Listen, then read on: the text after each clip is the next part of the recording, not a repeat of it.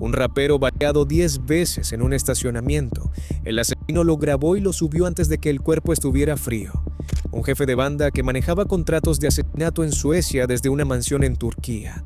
Y una red criminal tan poderosa que ahora está sancionada por el gobierno de los Estados Unidos. Esto es lo que pasa cuando el crimen organizado se vuelve digital. Este es el lado oscuro del Internet en Suecia. Imagínate al artista más escuchado de todo tu país. No solo en su género, no solo en su franja de edad, el músico más reproducido en Spotify, en todo el país a los 16 años. Ahora imagínate a ese chico atado en una habitación, siendo golpeado, siendo fotografiado en las posiciones más humillantes que sus captores pudieron imaginar. Y después imagínate esas fotos siendo lanzadas al internet para que todo el mundo las vea, sus fans, su familia, sus compañeros de clase, todos, como un mensaje. Ahí es a donde va esta historia, y desde ahí se pone peor. Nils Kurt Erik Einar Grönberg nació el 5 de septiembre de 2002 en Estocolmo. Creció en Enskededalen, un suburbio al sur de Estocolmo, en un mundo que estaba bastante lejos de la imagen de postal que uno tiene de Suecia. Su madre, Lena Nilsson, era una actriz sueca, así que había esa capa de privilegio y visibilidad. Pero Nils se fue inclinando desde chico hacia la calle, hacia la cultura del barrio, hacia la música, y la música le llegó de inmediato. Se hacía llamar Einar, solo eso, un nombre, y lanzó su primer sencillo a los 16 años. Para cuando tenía 17, ya tenía un número 1 en la lista de sencillos sueca. Para 2019, cuando todavía tenía solo 17 años, era el artista más escuchado en Spotify en Suecia, no el rapero más escuchado, no el adolescente más escuchado, el artista más escuchado. Así, sin más, en todo el país. Ganó premios Grammy suecos, acumuló decenas de millones de reproducciones, estaba en todos lados, y sus letras eran oscuras, hacían referencia a drogas, armas, vida de pandillas, toda la estética con la que respiraba su barrio. Frases como, Estocolmo City, cualquiera puede quitarte la vida, mejor anda con cuidado. A los 17 sonaba como postureo, como actuación, como un artista metiéndose en un personaje. No lo era. Porque acá está la clave sobre el mundo de las pandillas en Suecia. Y esto es contexto importante para todo lo que viene después. En las últimas 2 décadas, Suecia pasó de tener una de las tasas más bajas de delitos con armas de fuego en Europa, tener una de las más altas.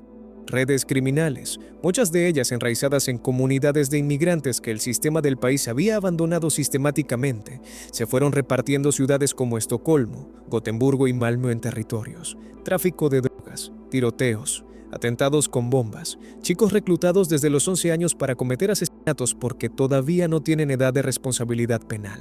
En ese mundo, ser famoso no te protege, te pone en la mira. Y Einar, joven exitoso con raíces exactamente en el tipo de barrio donde operaban estas redes, estaba a punto de descubrirlo.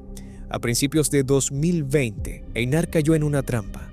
El plan involucró a 2 personas que él conocía del mundo de la música. Yasin Bin era uno de los raperos más exitosos de Suecia, un nombre que sus fans conocían bien. Jabal Khalil era otro rapero, conocido como Jabal, con quien Einar tenía una rivalidad pública que se desarrollaba en internet, a través de redes sociales, de música, del tipo de beef que a internet le encanta seguir. Lo que internet no sabía era que ya no era solo beef. Según los fiscales, el plan estaba coordinado. Jabal iba a traer a Einar a un lugar con el pretexto de juntarse. Los 2 hombres planeaban llevarlo a un departamento. Una vez ahí, Einar fue amenazado a punta de pistola. Lo ataron, lo golpearon, lo tuvieron retenido durante horas. Y entonces sus captores hicieron algo calculado y profundamente sádico. Lo fotografiaron en posiciones humillantes, diseñadas para destruir cada pedazo de la imagen de tipo poderoso, exitoso e intocable que él había construido. Esas fotos no eran para su colección personal, eran armas, y las usaron de inmediato, compartiendo las imágenes en línea, filtrándolas para asegurarse de que se esparcieran lo más lejos y lo más rápido posible. También le robaron un reloj Rolex valuado en alrededor de $30,000 y 2 cadenas de oro por otros $16,000. Pero el robo era casi lo de menos. El punto real era la humillación. El punto era destruirlo públicamente. asegurarse de que todos los que seguían a Einar, cada fan, cada par, cada persona en ese mundo, viera lo que le habían hecho. Según algunos reportes, sus captores también afirmaron haberlo agredido sexualmente durante el calvario. Esas acusaciones nunca se probaron en juicio. Nadie fue imputado por agresión sexual, pero circularon de todas formas. Otra capa de degradación diseñada para perseguirlo para siempre. Einar sobrevivió. Salió de ahí. Y lo que siguió fue uno de los capítulos más extraños del caso. ¿Por qué? No desapareció. No fue a la policía de inmediato y se esfumó en algún programa de protección de testigos. Siguió haciendo música. Siguió siendo Einar. Y cuando llegó el momento de que sus captores se enfrentaran al sistema judicial, él figuraba como demandante, víctima en el caso contra ellos. Yassin fue condenado y sentenciado a 10 meses de prisión por su rol en el secuestro. Jabal recibió 2 años y medio por complicidad en el secuestro y el robo. Ambos apelaron. Ambos siguieron negando. Las imágenes que habían sido publicadas en línea, esas no desaparecieron cuando les pusieron las esposas. Siguieron ahí, siguieron circulando. Así funciona Internet. Y acá está la parte que hace que este caso sea especialmente relevante para esta serie. Todo el mecanismo del ataque dependió de las redes sociales y la humillación digital. Las fotos no eran solo evidencia de lo que pasó, eran el arma en sí misma. En un mundo donde la imagen de un artista, su reputación, el poder que proyecta, se construye y se mantiene en línea, destruir esa imagen en línea es parte de la violencia. A Einar lo atacaron 2 veces, una físicamente en esa habitación y otra digitalmente cuando esas imágenes salieron al mundo. Intentó seguir adelante, lanzó más música, asistió a las audiencias del juicio. Vivía, según los medios suecos, bajo una identidad falsa y con medidas de protección, porque las amenazas no habían parado. La gente en ese mundo tenía memoria larga y rencores más largos todavía. Según se reportó, recibió múltiples amenazas de muerte en las semanas previas a octubre de 2021. Sabía que había un precio puesto sobre su cabeza. Su abogado confirmó que él era consciente del peligro, y aún así, no se echó para atrás. La noche del 21 de octubre de 2021, Einar estaba afuera de un edificio de departamentos en Hammarby Sjöstad, un suburbio acomodado de Estocolmo, el tipo de barrio que normalmente no aparece en las noticias sobre violencia de pandillas. Eran casi las 11 de la noche. Le dispararon varias veces, en la cabeza, en el pecho. Murió en el lugar. Tenía 19 años. Le faltaba menos de 1 año para cumplir 20. La reacción fue inmediata y a nivel nacional. El primer ministro sueco Stefan Löfven dijo: "Una vida joven se ha apagado, y entiendo que él significaba mucho para muchos jóvenes. Es una tragedia".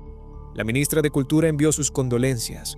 Políticos de todos los partidos pidieron acción contra la violencia de pandillas. Su productor Trovi publicó en Instagram: "Einar era un hermano de verdad para mí, y lo voy a extrañar muchísimo. Acabábamos de lanzar nuestro primer disco la semana pasada, y se siente muy raro porque hablé con él apenas ayer". Los mensajes de homenaje inundaron las redes. El mismo internet que había sido usado para humillarlo, ahora desbordado de dolor e incredulidad. La investigación se abrió de inmediato. La policía confirmó que estaban buscando al menos a 2 sospechosos. No confirmaron el móvil, pero en el mundo que Einar había estado navegando, el mundo de las redes de pandillas suecas, de las listas de objetivos, de las amenazas digitales que escalaban hasta volverse reales, el móvil no era exactamente un misterio. Un hombre llamado Mehdi Dumle Sachit fue vinculado a Einar en las horas previas a su muerte. Sachit era presuntamente miembro de la llamada Death Patrol, una facción de pandilla que operaba en el sur de Estocolmo. Los rumores se esparcieron en línea casi de inmediato, que Sachit había tendido la trampa, que había estado con él esa noche y que luego se hizo a un lado. Sachit lo negó cuando fue entrevistado. Su respuesta, al ser interrogado sobre las guerras de pandillas en Suecia, fue escalofriante por su frialdad. Dijo, más o menos, que la gente se mate entre sí, no los molesten. No es un Kalle ni un Fredrik el que muere. Son personas que ellas mismas se buscaron los problemas. Déjenlos destruirse entre ellos hasta que no quede ninguno. Mehdi Sachit fue él mismo asesinado en 2022. Nadie ha sido condenado por el asesinato de Einar. Al momento en que se escribió este guión, el caso sigue oficialmente sin resolver. No hay arrestos confirmados, no hay condenas, no hay ningún cierre para su familia ni para sus fans. Lo que sí hay, en cambio, es un patrón. Porque Einar no fue el primer rapero sueco en ser asesinado en esta ola de violencia. Rod Chamal fue baleado y muerto en 2019. Segambino, que literalmente acababa de ser nombrado el artista de hip hop del año en Suecia, fue baleado en un estacionamiento en junio de 2024. Y en diciembre de 2024, Gaboro, otro joven rapero enmascarado con millones de reproducciones en Spotify, fue cazado en un estacionamiento y baleado más de 10 veces mientras el asesino lo filmaba. A ese lo vamos a ver más adelante. Pero lo que la muerte de Einar dejó en claro de manera innegable es la forma específica en que Internet ha cambiado la naturaleza de la violencia de pandillas en Suecia. El secuestro usó la humillación digital como arma de destrucción psicológica. Las listas de objetivos circulaban por Snapchat y Telegram. Las amenazas llegaban por mensajes directos y chats grupales. La música en sí misma, subida a YouTube, TikTok, Spotify, se convirtió en un mecanismo de fanfarronería y a la vez en una provocación.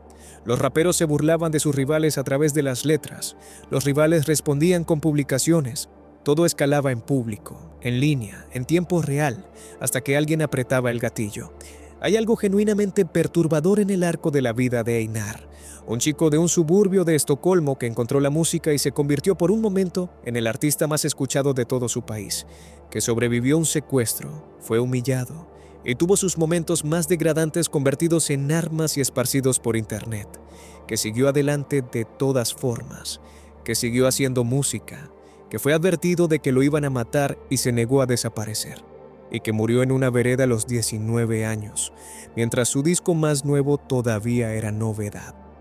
El último álbum en el que participó se lanzó la semana en que murió. Su productor se enteró de que su amigo se había ido mientras las reproducciones seguían subiendo. Suecia no olvidó a Einar, pero Suecia tampoco arregló el sistema que lo mató. Las pandillas siguieron reclutando. Los chicos siguieron siendo cada vez más jóvenes. Las listas de objetivos siguieron circulando por Snapchat. Y en algún estacionamiento de Norrköping, unos años después, volvió a pasar. Ese es el caso 1 de Suecia. Pero esto es lo que necesitas entender antes de pasar al caso 2. Einar fue una víctima de la violencia. Lo que viene después es sobre el hombre que, según fiscales, investigadores y las sanciones del Tesoro de los Estados Unidos, es uno de los arquitectos de esa violencia. Un hombre que no ha pisado Suecia en años, que maneja su operación a través de aplicaciones encriptadas desde el otro lado de varias fronteras y que ha convertido a los niños suecos en armas. Su nombre es Rawa Majid. Lo llaman el zorro kurdo y es uno de los criminales más buscados de Europa. Einar fue una víctima, un chico que se acercó demasiado al mundo equivocado y lo pagó con su vida. Pero el mundo que lo mató no surgió de la nada, fue construido de manera deliberada, sistemática, por personas que entendían exactamente cómo usar Internet, las aplicaciones encriptadas y las redes sociales para manejar un imperio de violencia desde miles de kilómetros de distancia, completamente intocables. El hombre en el centro de ese sistema es Rawa Majid. No vive en Suecia desde 2018. Y sin embargo, según fiscales, investigadores y el gobierno de los Estados Unidos, ha estado ordenando asesinatos, reclutando niños y dirigiendo una de las redes criminales más peligrosas de Europa, todo desde su teléfono. Empecemos con un número, 62.000. Esa es la cantidad estimada de personas en Suecia que son miembros activos de redes criminales o tienen conexiones directas con ellas. En un país de aproximadamente 10 millones de habitantes, eso no es un problema de pandillas, es un colapso estructural. Y en el centro de la red, que probablemente hizo más que ninguna otra por llevar a Suecia a este punto, aparece siempre un nombre, un alias que se susurra en Estocolmo, que aparece a los gritos en los titulares de los diarios y que fue sancionado por el Departamento del Tesoro de los Estados Unidos. Fox Kurdish. Rawa Majid nació en 1986 en Kermanshah, Irán. Cuando tenía apenas un mes de vida, su familia kurda se mudó a Suecia, específicamente a Uppsala, una ciudad aproximadamente 1 hora al norte de Estocolmo. Creció siendo sueco en todos los sentidos prácticos. Escuelas suecas, calles suecas, slang sueco. Pero el sistema que supuestamente debía integrar a familias como la suya falló de esa manera específica, desgastante e institucional, en la que a veces falla el estado de bienestar sueco, adecuado sobre el papel, vacío en la práctica, especialmente para chicos inmigrantes en suburbios sin recursos que se caen por las grietas. A los 19, Majid ya tenía sus primeras condenas, robo y contrabando de cigarrillos. Cosas menores, pero la trayectoria ya estaba clara. Escaló al tráfico de drogas, construyó una red, y en 2010 la policía sueca encontró drogas en su garaje y fue sentenciado a 8 años de prisión. 8 años. Y cuando salió, en lugar de dar un paso atrás, dio un paso adelante. Construyó algo llamado la Red Foxtrot, nombrada, al menos en parte, porque su nombre, Raqua, suena como Raf. La palabra sueca para zorro le entró al juego. Empezó a usar joyería con zorros. Usaba Fox Kurdish como nombre de usuario en salas de chat en línea. Entendió desde temprano el poder del branding, de construir un mito, de controlar una narrativa, y esa comprensión de la imagen, de cómo construir un personaje en línea, cómo proyectar poder de manera digital, resultó ser una de sus armas más peligrosas. Para mediados de la década de 2010, la Red Foxtrot se había convertido en una de las fuerzas dominantes del AMPA sueca. Tráfico de drogas, tiroteos, atentados con bombas, disputas de territorio con redes rivales que se resolvían con sangre por todo Estocolmo y Uppsala. La policía vinculó a Foxtrot con decenas de crímenes violentos. Las víctimas incluían miembros de pandillas rivales, transeúntes inocentes y personas que tuvieron la mala suerte de ser parientes de alguien en el lado equivocado de una enemistad. En 2023, Majid fue directamente implicado en el asesinato de la madre de su rival, Ismail Abdo. Una mujer baleada en su propia casa en Uppsala. Una madre, sin ninguna participación en nada. Asesinada como mensaje.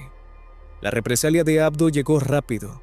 La enemistad entre Foxtrot y la red rumba de Abdo generó algunos de los episodios de violencia más extremos que Suecia había visto en años. Atentados con bombas, tiroteos desde autos en movimiento y ataques que se derramaron más allá de las fronteras hasta Turquía, a donde ambos hombres habían huido. Pero acá está el detalle clave que hace que este caso pertenezca a una serie sobre crimen en Internet. Majid no estaba en Suecia para nada de eso. Se fue en 2018 y no ha vuelto desde entonces. En 2018, enfrentando una presión legal cada vez mayor y una amenaza creíble contra su vida por parte de un grupo rival, Majid huyó de Suecia y se mudó a Turquía. Y acá es donde la cosa se vuelve casi ridículamente descarada. No se quedó bajo el radar. Usó el programa de Pasaporte Dorado de Turquía, que otorga ciudadanía a cualquiera que invierta $400,000 en el país, para comprarse un escudo legal. Adquirió una mansión de $2.100.000 en Marmaris, un lujoso pueblo costero turístico. Compró un segundo departamento con vista al distrito de negocios de Estambul. Se cambió el nombre a Miran Otman. Y como Turquía no extradita a sus propios ciudadanos a Suecia, era para todos los efectos prácticos intocable. Había una notificación roja activa de Interpol sobre él. Estaba en la lista de los más buscados de Suecia.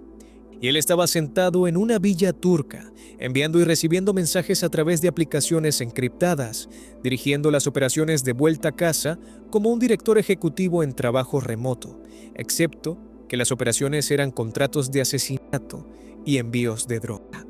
La policía sueca logró que lo detuvieran brevemente en Turquía en algún momento. Turquía lo liberó después de unas semanas y rechazó la solicitud de extradición de Suecia. Más tarde se supo que las autoridades suecas habían compartido inteligencia clasificada sobre Majid con sus contrapartes turcas, y que esos documentos habían terminado de alguna manera en el teléfono de uno de los propios miembros de la pandilla de Majid. Una filtración catastrófica que los investigadores creen fue el resultado de un funcionario corrupto en algún punto del sistema turco. Majid desapareció de nuevo, esta vez más profundo. Reapareció en Irán. Detenido brevemente cerca de la frontera turca en octubre de 2023 y luego supuestamente liberado y protegido por el gobierno iraní. Y acá es donde la historia da un giro que parece pertenecer a un thriller de espías más que a un video de true crime en YouTube, porque resulta que Majid no huyó a Irán solo en busca de refugio. Según la agencia de inteligencia sueca SEPO, y posteriormente confirmado por autoridades de Estados Unidos, Reino Unido y la Unión Europea, el Ministerio de Inteligencia y Seguridad de Irán lo había reclutado activamente, de manera deliberada, Le ofrecieron protección a cambio de servicios. ¿Y qué servicios? Usar la red Foxtrot y a los chicos que reclutaba en Telegram y Snapchat para llevar a cabo ataques contra objetivos israelíes y judíos en toda Europa. A finales de 2024, se realizaron 2 ataques contra la embajada israelí en Estocolmo. El enlace del Mossad en Suecia confirmó que los ataques fueron orquestados por redes conectadas a Majid y su rival devenido socio, Abdo, que ahora trabajaban en nombre de Teherán, una pandilla criminal de los suburbios de Uppsala, construida sobre peleas de Instagram y chats encriptados y la sangre de adolescentes que deberían haber estado en la escuela.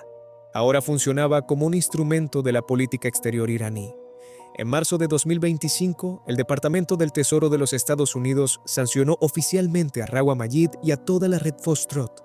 El secretario del Tesoro, Scott Bessent, declaró que Irán había usado cada vez más redes criminales como intermediarios sin ningún tipo de consideración por el costo que esto tiene para las comunidades de toda Europa. Un hombre de 38 años que empezó robando cigarrillos en Uppsala se había convertido en un criminal internacional sancionado por Estados Unidos, operando en nombre de un gobierno extranjero y dirigiendo la violencia desde miles de kilómetros de distancia, todo a través de un teléfono. Hablemos de cómo funcionaba la operación en la práctica, porque acá es donde el ángulo de Internet se vuelve imposible de ignorar. Majid operaba bajo el alias Foxkurdish en canales de mensajería encriptada.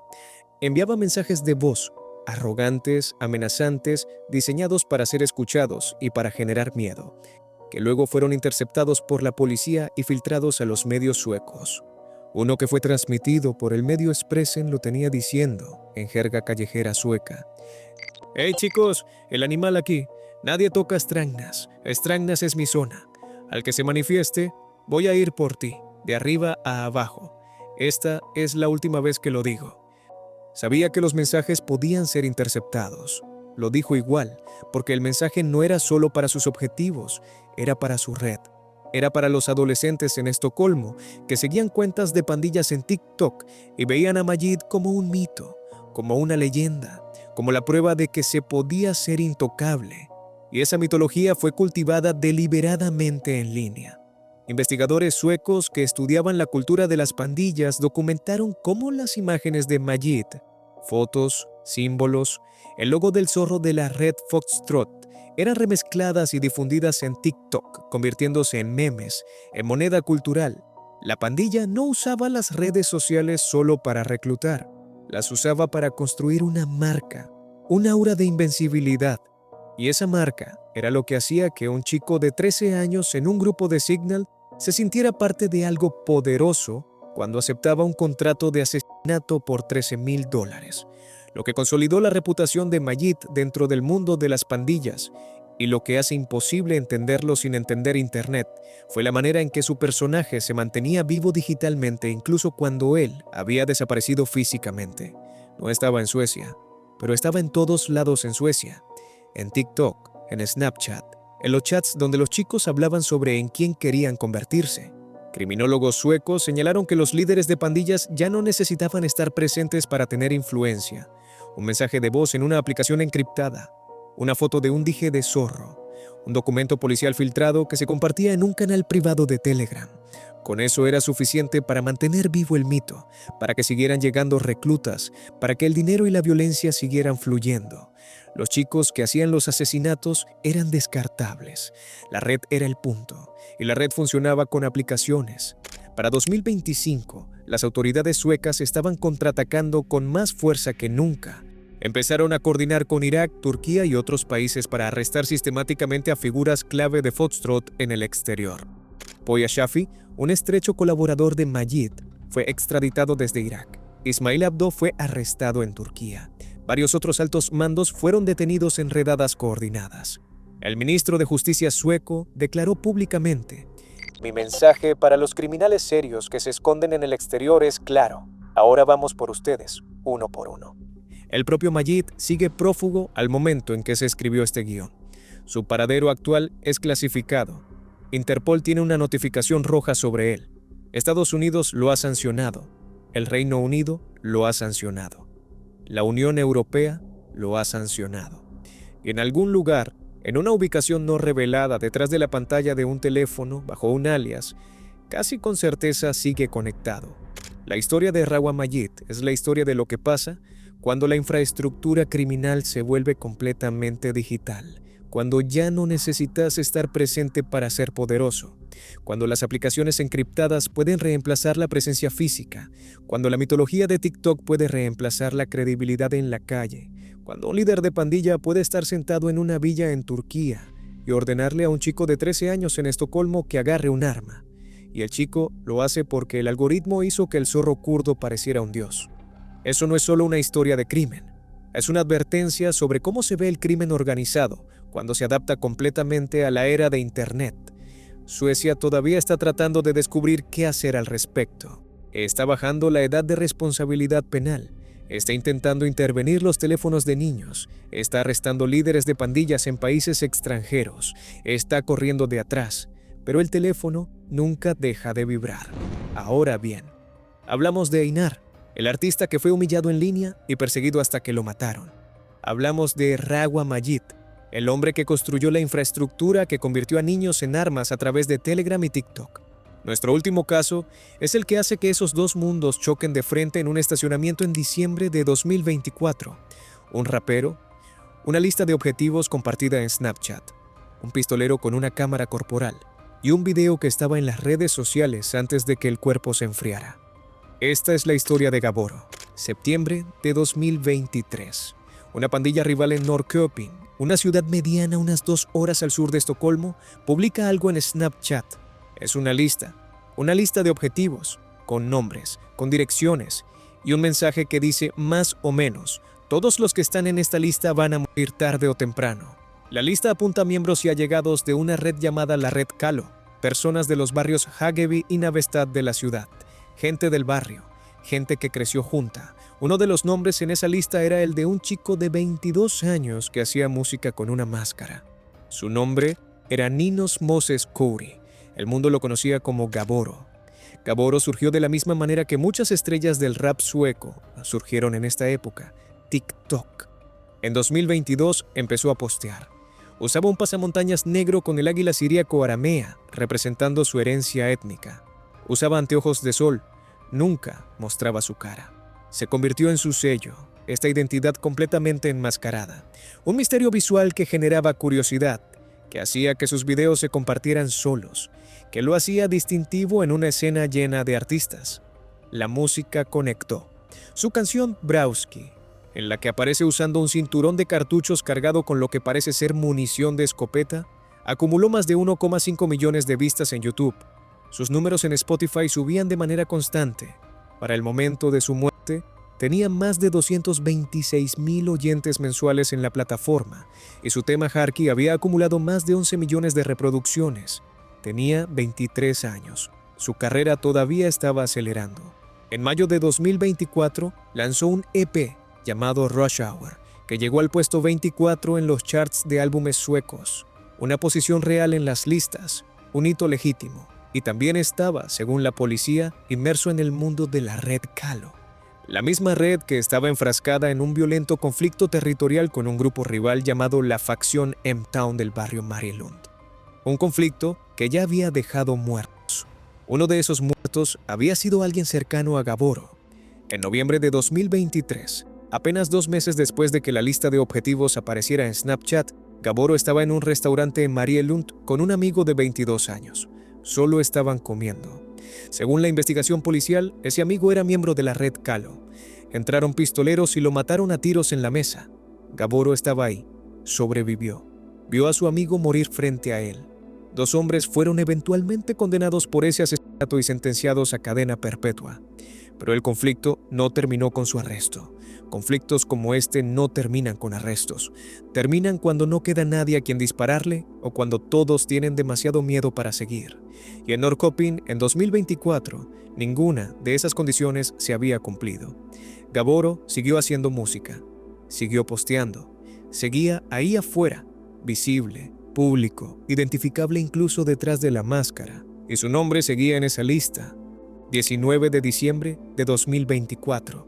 Era una noche de jueves, justo después de que oscureció. Norrköping. A las 8:45 de la noche, la policía empezó a recibir llamadas sobre disparos en el centro de la ciudad.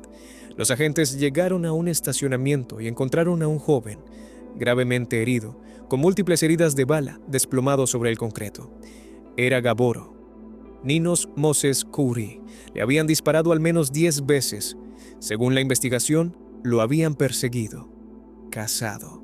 Intentó correr, intentó llegar a su auto. El ataque había comenzado con disparos por la espalda mientras huía, y el pistolero se fue acercando mientras él caía, siguiendo disparando mientras Gaboro yacía en el suelo. Fue trasladado al hospital en estado crítico. A las 10:48 de la noche, menos de 2 horas después de que se escucharan los primeros disparos, la policía confirmó que había fallecido a causa de sus heridas. Al día siguiente, hubiera cumplido 24 años. Su cumpleaños era el 20 de diciembre. Lo mataron el 19 de diciembre. Aquí es donde este caso pasa de ser trágico a ser algo completamente distinto, porque el pistolero no solo le disparó a Gaboro, lo filmó. Según el fiscal Thomas Ramstad, que más adelante encabezó el caso contra los sospechosos imputados, el perpetrador filmó el asesinato de una manera descrita como brutal y luego compartió el video en redes sociales esa misma noche, la noche del asesinato. Antes de que la familia de Gaboro fuera notificada oficialmente, antes de que la policía siquiera confirmara su identidad públicamente, el video se esparció rápido. Así funcionan estas cosas ahora. Se movió por Snapchat, por canales de Telegram, por chats grupales privados y luego a una circulación más amplia. La policía sueca confirmó que era consciente del video circulando, pero se negó a confirmar o desmentir si mostraba auténticamente el ataque. La descripción de lo que mostraba el video era suficiente. Gaboro, identificable incluso enmascarado, identificable por su ropa, por la ubicación, por el contexto. Baleado múltiples veces intentando arrastrarse, el pistolero siguiéndolo, la cámara capturando todo deliberadamente.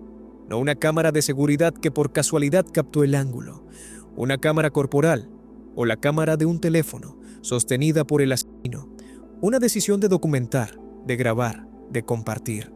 ¿Por qué filmarlo? Porque en este mundo el video es el punto. El asesinato establece la dominancia. El video lo prueba. Circula por las mismas aplicaciones que publicaron la lista de objetivos 14 meses antes. Es un mensaje para los rivales, para los aliados, para cualquiera que esté pensando en salirse de la línea. Te van a filmar, te van a compartir. Tu muerte va a ser contenido. Así es como se ve la violencia de pandillas cuando ha sido completamente integrada con la cultura de las redes sociales. La investigación avanzó relativamente rápido para los estándares suecos. Para principios de 2026, apenas un poco más de un año después del asesinato, los fiscales suecos habían imputado a 2 hombres en relación con el crimen. El principal sospechoso, un hombre de 22 años, fue acusado de homicidio y delitos con armas de fuego, y también enfrentaba cargos relacionados con un incidente de tiroteo separado en la ciudad de Jönköping en diciembre de 2024, lo que sugiere que el mismo individuo pudo haber estado involucrado en múltiples crímenes violentos en el mismo mes.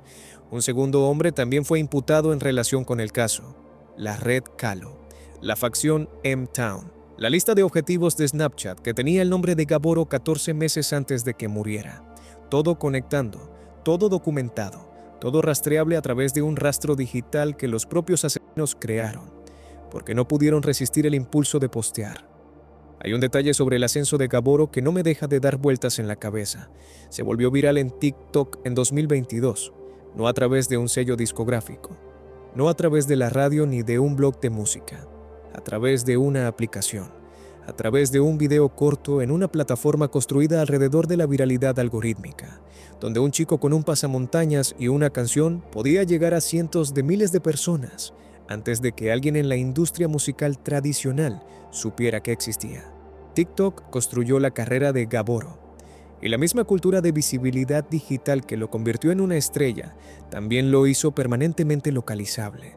La identidad enmascarada que era su marca, distintiva, reconocible, replicada en miles de posts y reposts, significaba que incluso enmascarado, siempre era ubicable para cualquiera que quisiera ubicarlo. Su nombre estaba en una lista de objetivos de Snapchat. Su música estaba en Spotify. Las dos cosas eran verdad al mismo tiempo.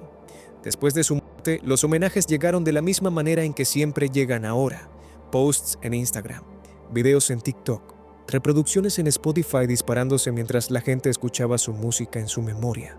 Su cantidad de oyentes mensuales subió después de que murió.